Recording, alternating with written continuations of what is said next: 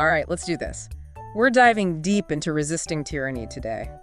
Heavy stuff, but important. Definitely, and a lot of you have asked for this. Yeah, it seems to be on people's minds. Well, we're tackling it head-on with Timothy Snyder's On Tyranny. Great book. 20 lessons from the 20th century, mostly. Powerful examples of how to recognize and fight back. Like a guidebook, almost, for these crazy times. We've also got extra notes and FAQs to connect those lessons to today. Gotta keep things relevant. Exactly. So what's really striking about Snyder's work, at least for me? Oh, let me guess. The patterns. How tyranny repeats itself. You nailed it. It's not just history, it's a warning system. Absolutely. It's like he's giving us an x-ray of how societies crumble. So our mission with this deep dive, right? Equipping people with knowledge, giving them actionable advice. Yeah, to spot those warning signs, fight back effectively. And it's scary how subtle it can be, how tyranny takes root. No kidding. You don't even realize it's happening half the time. That's the danger. One sneaky way is through anticipatory obedience. Anticipatory obedience. Okay, I'm intrigued. Unpack that one for me. So imagine people start policing themselves, right? Like self-censoring, afraid to speak out. Even more than that, they're conforming before any orders are given. To what they think a tyrant would want. That's messed up. It is, and it paves the way, makes it easier to take control. So people become complicit without realizing it. Exactly. Snyder gives this chilling example from Austria, 1938. Right before the Nazis marched in. Yeah, and some Austrians, no orders or anything, started persecuting Jews. Like they were volunteering to be the bad guys. Sadly, yeah. Showing the Nazis what they could get away with. Wow, that's heavy. A self-fulfilling prophecy of oppression. It was a ripple effect, too. From that, they established the Central Office for Jewish Emigration. Which then led to Kristallnacht. Right. Yeah, it's a terrifying domino effect, all from seemingly insignificant actions. It's like once you normalize one horrible thing, the rest follows easily. That's what's so disturbing. It makes you think, could this happen anywhere? Even in societies that seem stable, democratic. That's the unsettling part. Remember the Milgram experiment? The electric shocks? Yeah, I remember learning about that. Ordinary Americans were willing to inflict pain, potentially fatal. Just because a guy in a lab coat told them to? It shows that the pull of obedience is strong, even in a free society. Makes you wonder if we've all participated in something like this without knowing. It's a question worth asking ourselves. Yeah. And that's where Snyder's emphasis on institutions comes in. Institutions. Okay, so like the government, the courts, that kind of thing. Think broader. Schools, media, local groups, the pillars holding up your community. Okay, they provide some structure, some accountability. Framework for justice, for truth, for protecting your rights. But they're not invincible, right? We can't just assume they'll always be there. Bingo. They're like muscles. Yeah. They weaken. If we don't use them, defend them. So what's Snyder's advice? Get involved, be active. Exactly. Pick an institution you care about and support it. Subscribe to your local paper, volunteer at a school board meeting. Anything. Because ignoring them is a slippery slope. Look at German Jews in 1933. They thought institutions would protect them from the Nazis. Tragically, they were wrong. Within a year, they were totally disempowered. A harsh lesson. We can't be complacent, gotta stay engaged. Absolutely. And that goes for our elections, too. We might think we're safe because we can vote. But Snyder warns about the one-party state, how subtly it can emerge. Yeah, it's rarely an overnight takeover. It starts with manipulating the system. Silencing opposition, making it impossible for rivals to even participate. Chipping away at democratic norms, bit by bit. He even says every election could be our last truly free one. Provocative, sure, but it highlights how precious those rights are. If we don't participate, don't fight for them, we risk losing them. And it's not just about voting. We need to be aware of how language itself can be weaponized. Language, what do you mean? Words are just words, right? Not when they're used to manipulate and control. Tyrants attack truth itself, spreading misinformation. Like propaganda, fake news. Exactly. And they repeat slogans, catchphrases, to make the unthinkable sound normal. It's like they're trying to reprogram how we think. Scary, right? And some of today's political rhetoric is eerily similar to what Snyder describes. You think so? Give me an example. Well, he talked about how the Nazis redefined the word people to exclude certain groups. To justify persecuting them, that's messed up. It's all about twisting language to fit an agenda. And then there's the politics of eternity. Sounds ominous. What's that? It's a form of nationalism that romanticizes the past, ignores facts, demonizes anyone who doesn't fit. Like creating this fantasy world everyone has to conform to. Exactly. And it's dangerous, because controlling the narrative of the past justifies abuses in the present. So we've got anticipatory obedience, the importance of institutions, the one-party state, language manipulation. What else? Oh, we're just getting started. Tyrants also understand the power of symbols. Symbols, like flags, logos, that kind of thing. It goes deeper than that. Symbols can shape behavior, solidify control. Okay, I'm curious. How so? Think about the Star of David, a symbol of faith, christened into a mark of shame. Dehumanizing an entire group. It's like turning something good into a weapon. And then there are symbols that enforce conformity, like the Nazi swastika pins. You had to wear them to show loyalty. If you didn't, wow. Exactly. Creates a climate of fear, self-censorship.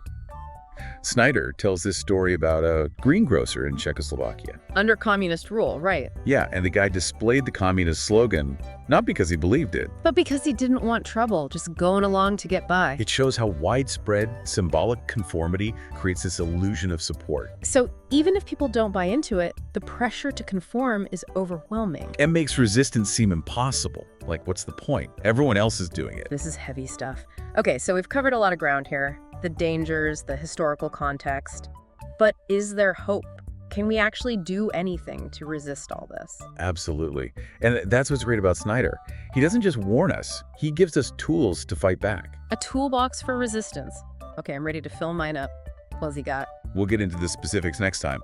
But one of the biggest things is individual courage. Courage seems almost too simple. It's not about grand gestures. It's about conscious choices in our daily lives. Being aware of the warning signs, supporting those institutions, being willing to stand up for what's right. Even when it's hard. And the good news is, we don't have to do it alone. There are others out there fighting for freedom, democracy, human rights. Absolutely. We're all in this together. That's reassuring. Okay, so we've laid the groundwork. Get ready to get tactical. I'm ready. Let's get into those strategies for actually resisting tyranny. Yeah, because knowing the dangers is one thing, but what do we do about it? Exactly. We talked about those institutions like the courts, newspapers, unions. Right, the pillars of a free society. But they need our support. They're not just going to magically protect us. So how do we actually defend them? It starts with remembering that institutions are made up of people. Oh, interesting. So not just these big abstract things. Nope, they're only as strong as the individuals within them. So we need to participate, make our voices heard. Exactly.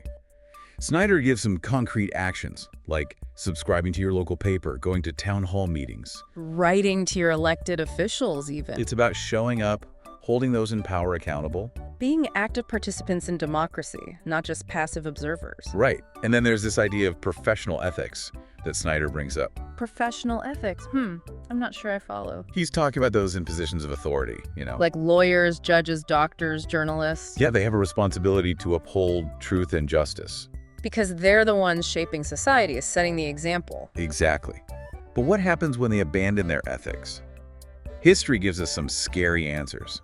Like in Nazi Germany. Yeah, Snyder points out how the Nazis co-opted professionals. Lawyers who twisted the law, doctors who did those horrific experiments. And businessmen who profited from slave labor. It shows how anyone can be corrupted. Makes you wonder, how do we prevent that? Is it just about individual courage? That's a big part of it. Remember Snyder's example of Winston Churchill, standing up to Hitler when everyone else was appeasing him. Yeah, that took guts. But those are huge historical acts of defiance. Right, but Snyder also talks about everyday resistance. What's that? Like small acts of rebellion. Exactly. Little things we do in our daily lives to push back against tyranny. Give me an example. What does that look like? Could be simple as refusing to repeat those slogans and catchphrases. The ones that try to normalize harmful ideologies. Right. Be mindful of the language we use, push back against manipulation. So not just watching what we say, but being critical of what we hear. You got it. Like fact-checking that article before you share it online. Questioning sources, thinking for ourselves instead of just blindly accepting. That's key. And Snyder's big on reading books, too. Books? How does that help? Reading challenges our beliefs, introduces us to new perspectives. It's like a workout for our minds, right? Exactly. Helps us develop those critical thinking skills, recognize patterns. So we can spot manipulation and propaganda more easily. And he also talks about being an investigator. What does he mean by that? Like solving mysteries? Kinda. Be skeptical of information, don't take things at face value. Question sources, look for evidence, all that good stuff. Yep. Support quality journalism, be discerning about where we get our information. Become our own fact checkers, basically. Obviously. Then there's corporeal politics. Fancy word, simple idea. Break it down for me. It's about getting involved in the real world, not just online activism. Attending rallies, joining organizations, that sort of thing. Yes, face-to-face interactions, building community, solidarity. Because online is great, but real change happens when people show up in person. You got it. Those real-world connections are crucial. They build resilience against tyranny.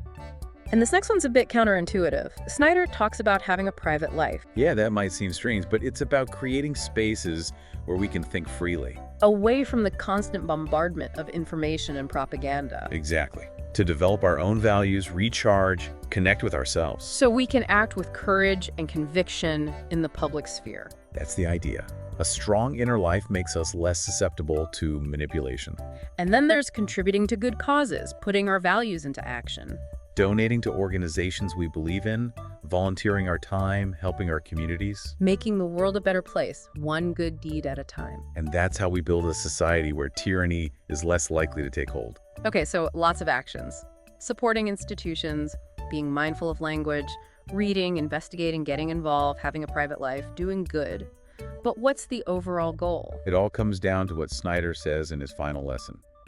Be a patriot. Ooh, that's a loaded phrase. What does he mean by that? He's urging us to reclaim the true meaning of patriotism. Okay, I'm all ears. Go on. He distinguishes between patriotism and nationalism. Yeah, those two often get mixed up. Right.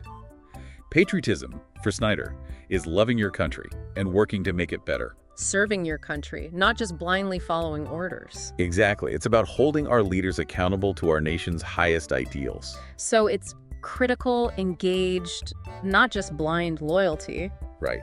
Nationalism, on the other hand, is that my country, right or wrong thinking. Which can be dangerous, easily exploited.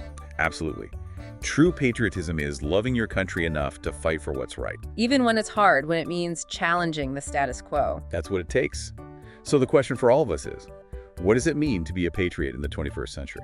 And how do we contribute to a better future? That's something to ponder, for sure. It's a big question, but an important one. This whole idea of resisting tyranny isn't just about fighting against something. It's about fighting for something, right? Actively shaping the world we want. That's it. And as we move more and more into the digital age, the challenges and opportunities are just going to grow. Which is a perfect segue to the last part of our deep dive. Let's talk about applying these principles of resistance to the online world. Okay, so for the last part of this deep dive, let's shift gears a bit.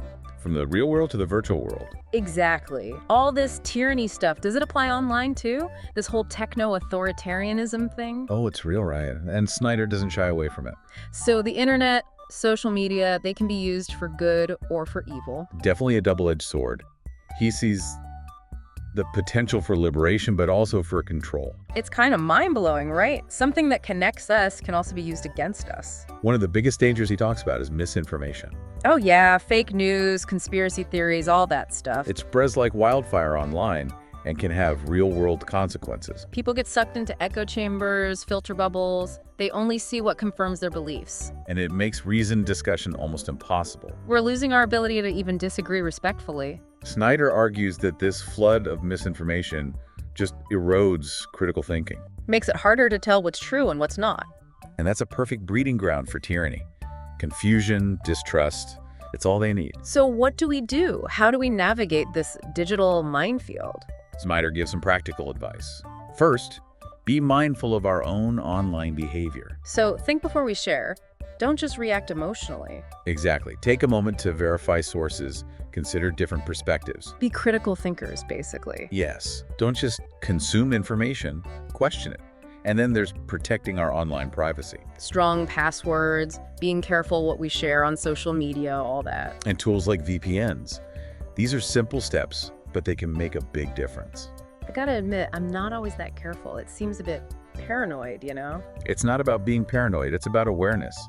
Authoritarian regimes are using tech to monitor citizens. They can track our movements, read our emails, listen to our conversations. And often we're giving them that information voluntarily. All those apps and websites asking for access to our contacts, location, microphone. You just click allow without thinking twice. It's scary when you put it like that. It's not just about protecting ourselves from hackers anymore. It's about protecting ourselves from governments, from corporations, from anyone who wants to exploit our data.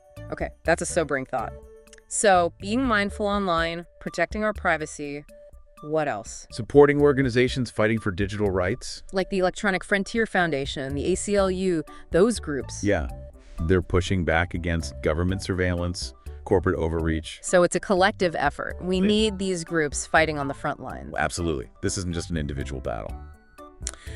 Okay, ready for a mind bender? Hit me with it. Snyder's suggestion for resisting techno-authoritarianism: make eye contact and small talk. Wait, what? I thought we were talking about the online world. We are.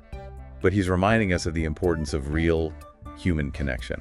Even in the digital age, we need those face-to-face interactions. They build trust, create community, remind us of our shared humanity. It's like an antidote to all the negativity and division we see online. Exactly. We're not just data points. We're human beings with real emotions, real connections. This whole deep dive has been incredible, really eye-opening. Snyder's book is powerful stuff, a wake-up call, but also a call to action. It's given me a new perspective on the challenges, but also a sense of hope. The fight for freedom never ends, right? It takes constant vigilance, courage, but it's a fight worth having. Absolutely. And we can all participate in our own ways. Whether it's speaking out, supporting organizations, or just connecting with others in a meaningful way. We all have a role to play. Remember, tyranny thrives on silence and apathy. So let's make some noise, let's be engaged, let's fight for a better future. Couldn't have said it better myself.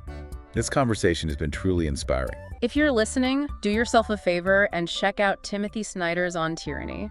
It's a must-read for anyone who cares about freedom and democracy in this digital age. Thanks for joining us for this deep dive. Stay curious, stay engaged, and stay free.